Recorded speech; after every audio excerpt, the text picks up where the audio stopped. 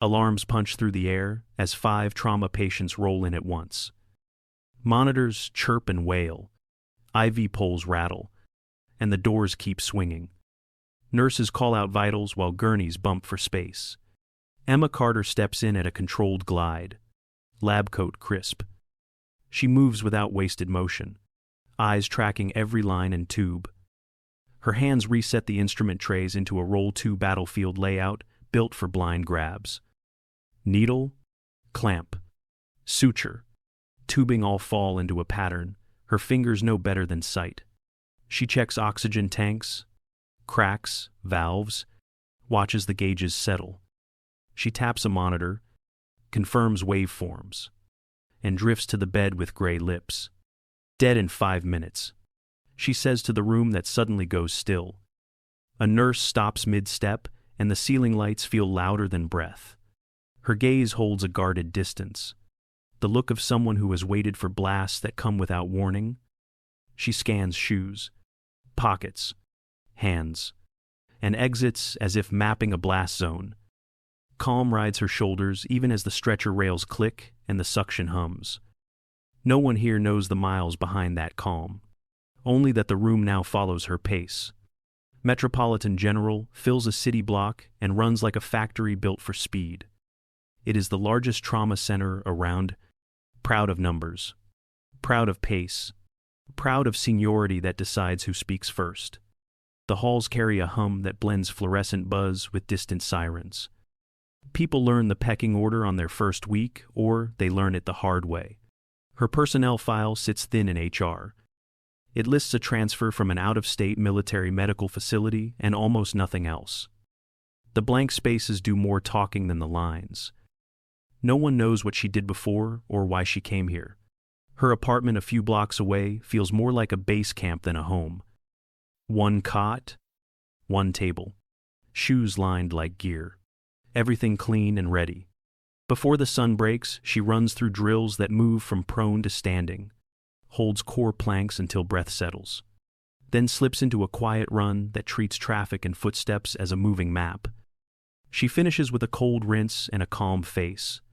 In the ER, she starts early and touches metal before coffee. She wipes every stainless surface, checks oxygen tanks, cracks valves, watches the needles land where they should, then calibrates monitors until waveforms look true. Her hands reset instrument trays into a roll-to battlefield layout set for blind grabs. Needle, then clamp, then suture, then tubing. She tells nurse Karen Blake that this pattern saves 3 seconds, and Karen bristles at the change. The room keeps moving while a small tension takes root. Metropolitan General runs on a simple rule that time and titles decide everything. Seniority equals authority, and it shows in who gets the first word during rounds and who signs the orders. The tempo is brisk, the glances are quicker, and a newcomer is measured before they are heard. That weather settles over Emma the moment she steps onto the floor. Dr. Paul Collins is the attending physician, and he makes sure the room remembers it. He tosses a barb about experience that draws a few tired smiles and a few lowered eyes. No one raises a voice, yet the bias is loud. The charge nurse moves clipboards with a confidence that says, "This is the way we do it here." Emma keeps her shoulders square and her hands busy with the flow of the unit. She watches bed turnover, lab timing, and how consults bottleneck at radiology. A monitor tone shifts half a note and she turns first, scanning the waveform before anyone else reacts. A hemostat slips from a tray and she catches it mid-air as if the metal was waiting for her palm. A low-risk patient coughs with a shallow rattle and Emma leans in for a tight respiratory check. She reassesses, nudges the priority, and the resident nods while pretending it was already on the list. The chain of command stays intact, titles used correctly, orders clean. What lingers is the contrast between field decision-making that moves when the body speaks and a textbook cadence that waits for permission. The car crash patient looks almost stable until the breathing changes. Chest rise turns uneven, neck veins stand higher, skin goes pale, and the blood pressure sags hard. The portable film comes back clean and buys a few seconds of false comfort. The room leans toward wait and see. Emma Carter reads the pattern first and moves with calm speed. She asks for space, parks at the patient's right, and runs a quick primary survey that lands on breathing. Doubt flickers across a resident's face, then across the attending's. Emma keeps her eyes on the chest and the monitor. She calls for a long 14-gauge catheter and landmarks the 4th to 5th intercostal space on the anterior to mid-axillary line. She explains her site aloud so the team tracks why she is avoiding the 2nd intercostal mid-clavicular approach with its higher risk of misplacement. Skin prep. Quick, local. Needle tracks over the rib to protect the neurovascular bundle. Her left hand steadies while her right advances. There is resistance, then a give, then the sharp vent of trapped air. The catheter hub snaps. Air hisses, and the chest wall softens under her palm. Breath sounds begin to even out as the monitor steadies. She asks for a chest tube tray and a brief setup while the patient stabilizes. The I/O drill is opened, then set aside unused with a click, because access is already secure. Oxygen climbs, and the pulse grows fuller under a fingertip. Dr. Paul Collins objects to the bypassed paperwork and the missing verbal cautions. Emma answers that she chose survival over delay and that the order set can follow. The charge nurse nods once and starts the chart. Numbers tell the rest. Saturation rises. End tidal climbs. Blood pressure recovers into a safer range. The team's posture shifts from doubt to execution. No one is shouting, yet the room feels louder with relief. The construction worker arrives pale and drifting. Legs pinned earlier under a fallen beam with a long extrication. Blood pressure is low, urine is tea-colored, and the team worries about rhabdomyolysis and dangerous potassium. Fluorescent lights hum and gurney wheels squeak as labs are drawn and monitors click. The room feels tight with the weight of time.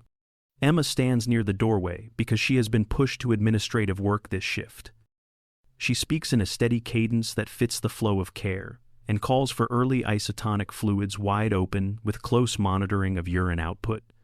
She adds that urine alkalinization with bicarbonate can be considered if indicated by labs and clinical course. She does not push mannitol and instead urges timely checks of compartment pressures. The patient winces as the swelling rises along the lower legs and feet grow cool. Emma asks for surgical consultation and early fasciotomy if pressures spike, then watches the clock while the team waits on results. Dr. Paul Collins follows the textbook sequence and keeps attention on lab confirmation before the next step. Minutes pass and the room holds its breath. The patient survives, but the orthopedic team confirms severe limb damage that will change his work and his life. The hallway is quiet as the gurney rolls away and the chart closes. Emma looks at the floor for a beat and then lifts her eyes with a calm that sounds like weathered truth. The textbook was written by people who had time to think, while field medicine was written by those who did not. Rain pounds the ambulance bay and turns the ramp into a mirror of red and white. A 7-car pileup sends a wave of stretchers through triage, and the ER tilts into noise. Dr. Paul Collins tries to steer the room, then orders tangle and voices overlap. The air feels warm with breath and wet coats. One patient draws Emma Carter across the chaos. Skin is pale, pulse is thin, and a gentle pelvic rock hints at instability. Blood pressure sags, and the monitor drifts. The silence inside her head gets louder than the room.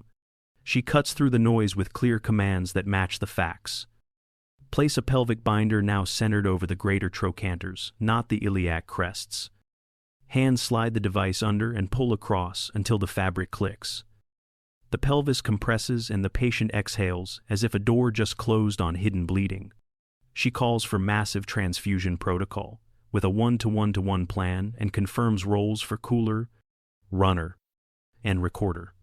An intraosseous line goes in with a drill at the proximal tibia within seconds, and a second access stands ready at the proximal humerus. Blood flows, and a nurse tracks inputs and outputs with a steady voice. The room begins to move in one direction. Emma asks for hand held fast at bedside and angles the probe for views that can show free fluid. She gets a murky window and flags interventional radiology for possible pelvic embolization.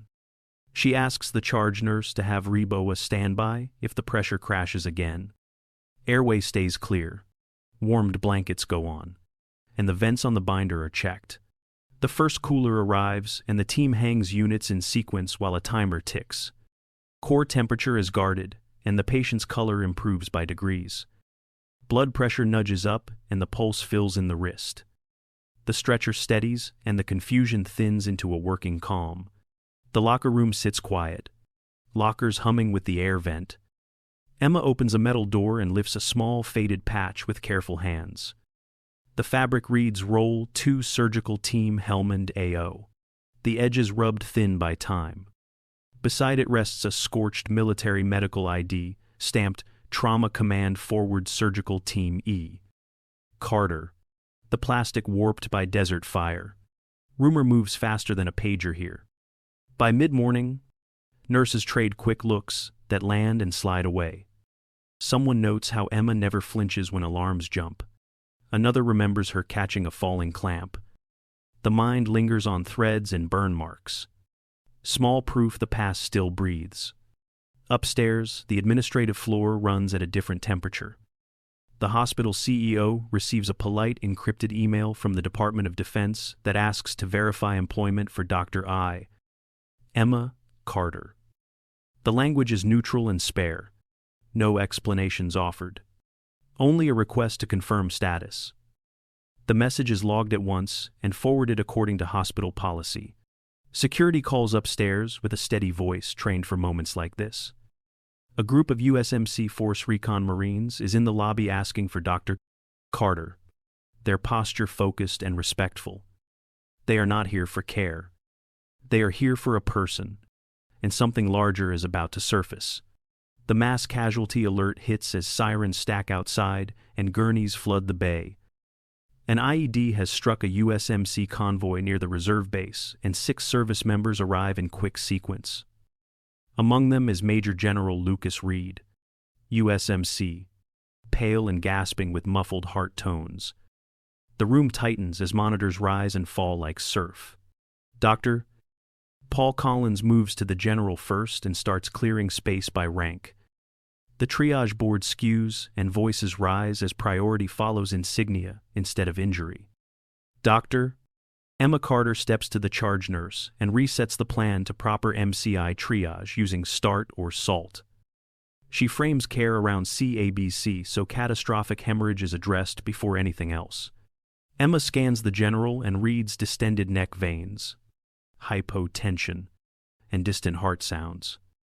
She calls cardiac tamponade and states the need for immediate pericardiocentesis. Collins hesitates with hands that shake and a voice that stalls on the steps. The general fades another shade lighter while the team looks for direction. 2 Force Recon Marines, who rode in with the injured, recognize Emma and ask that she be allowed to work. General Reed hears their words and tells the charge nurse that Emma has his personal endorsement to act as a consulting, attending on his case, and that medical authority stays with the hospital team. The nurse nods and clears a tight circle around the bed. The room breathes again. Emma answers the wider incident with short radio cadence orders. Apply combat application tourniquets for any active extremity bleed and confirm pulses distal to the strap. Activate the massive transfusion protocol with a 1-to-1-to-1 plan and assign a cooler runner and recorder. Place intraosseous access in the proximal tibia or proximal humerus wherever IVs fail. She asks for a handheld FAST to screen for free fluid and flags interventional radiology to stand by for possible pelvic or visceral embolization. She reminds the airway lead to protect the cervical spine and keep end tidal monitoring visible. She assigns a tech to temperature control with warm blankets and fluid warmers. Documentation flows to a single scribe, so orders do not scatter. At the general's bedside, she preps the chest as the ultrasound warms in a gloved hand. She speaks clearly about the target and the plan while Collins steadies and listens. Around them, tourniquets seat. Blood products hang, I/O lines click, and the triage board reorders by survivability. The chaos narrows into work, and the awe comes from discipline under pressure. The room drops into full silence as Emma raises a gloved hand and asks for 90 seconds of absolute focus. She confirms cardiac tamponade in Major General Lucas Reed and sets a handheld fast probe against the subxiphoid window. The screen shows a dark crescent that lifts with each weak beat. She marks the largest pocket and maps the safest path. She keeps the prep minimal the way damage control demands. Sterile field opens. Drape settles. Skin cleans in quick circles. The ultrasound hums softly while she aligns the needle with the target. Her voice stays even as she names each step for the team, so roles remain clear. Visualization narrows as the heart shifts, and she chooses a careful subxiphoid approach. The needle advances just above the xiphoid, shallow angle, toward the left shoulder. She aspirates as she goes, protecting vessels by hugging the posterior surface of the sternum. The plunger stays light under her fingertips. There is a small change in feel as the tip enters the pericardial space. Dark, non-clotting blood slides into the syringe with a faint click as the stopcock opens. She holds the needle steady and drains enough to free the heart without chasing a perfect number. The monitor answers faster than words. A dying rhythm in the 40s lifts to a slow march in the 60s, then steadies in the 90s with a stronger waveform. Blood pressure rises from a narrow, thready trace to a stable line that holds. Color returns to the general's face as his chest moves easier under the drape. The room exhales the breath it did not know it was holding. Emma secures the catheter, confirms electrical activity, and keeps the ultrasound on the pocket to guard against reaccumulation. Orders flow to the scribe. Analgesia is adjusted, and labs are sent to guide the next step. Collins stands at the foot of the bed, hands still, eyes on the screen. Authority remains with the clinical team, and the work continues. The general looks at her with clear recognition, a memory crossing his face like light. A Force Recon Marine leans to a nurse and whispers Helmand in a voice that sounds like gravel. The charge nurse meets Emma's eyes with a small nod of respect. Results have spoken, and the legend needs no speech. Major General Lucas Reed sits a little taller and steadier, skin a shade warmer than before. He lifts his hand in a crisp salute to Dr. Emma Carter, a private sign of respect from a patient who knows what she did. The room goes still in that small moment, then settles back into clinical rhythm. He adds that Emma has his personal endorsement to serve as consulting, attending on his case, while all medical authority remains with the hospital team. He speaks briefly about Helmand and the forward surgical line that held when the power failed and dust choked the lights. 12 hours felt like days, he says without flourish, and the memory lays a quiet weight over the monitors. Faces soften as the image forms of a team working by touch and habit, keeping hearts moving when the machines would not. The awe is quiet and clean, and it stays behind the eyes. Upstairs, the administrative office hums at a slower pace. A formal letter from the Department of Defense arrives, and the envelope whispers as it opens.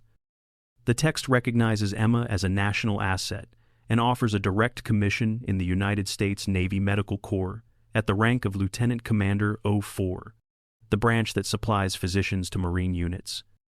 The Chief of Staff reads to the end while the blinds cut the afternoon light into even strips. Emma listens and thanks them with a steady voice. She declines with grace and says she wants to keep healing here, where the work found her. The letter is filed with care, and the office returns to its quiet order. Downstairs, the team moves with a little more focus, as if the salute still echoes in the seams of the room. The noise fades in small steps, replaced by a steady quiet that feels intentional. Under Emma Carter, the ER shifts from status games to clean roles and clear signals. People move with purpose and pause before they speak. The room learns that calm can be louder than volume. The Viper protocol rolls out at the bedside as hands-on training. Time dilation drills push intubation and chest tube skills, while speakers pound noise and strobe lights flash. And the goal is smooth motion with clean checks. Micro-observation lessons teach how a thin sheen of sweat on an upper lip or a slight change in pupil size can point to hidden bleeding. Pelvic binders go on fast and centered over the greater trochanters instead of the iliac crests. Access comes quick, with intraosseous lines set in under 10 seconds at the proximal tibia or proximal humerus when IVs fail. Handheld fast runs at the bed to screen for free fluid while the next steps form.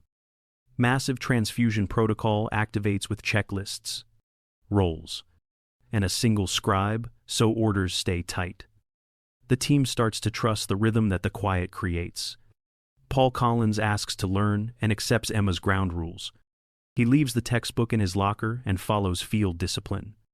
The staff sees the shift and stands a little taller. Pride now comes from competence and humility. Staff Sergeant Ryan Brooks steps into the ER lobby beside Major General Lucas Reed. Uniforms neat and movements careful. And they find Dr. Emma Carter near the elevators. He places a dented silver challenge coin in her palm, its weight cool and certain, the unit insignia rubbed smooth by years. The exchange is quiet and private, more gratitude than ceremony. Emma nods once and closes her fingers around the metal. Faces turn toward the windows as a USMC CH-53E Super Stallion tracks a low pass over the hospital and adds a gentle bow with a slight bank. Glass trembles. Rotor wash fades, and the room settles into a shared stillness. Emma whispers that names do not matter to her, only patients who keep breathing. For more stories of humility and courage, stay with us and subscribe.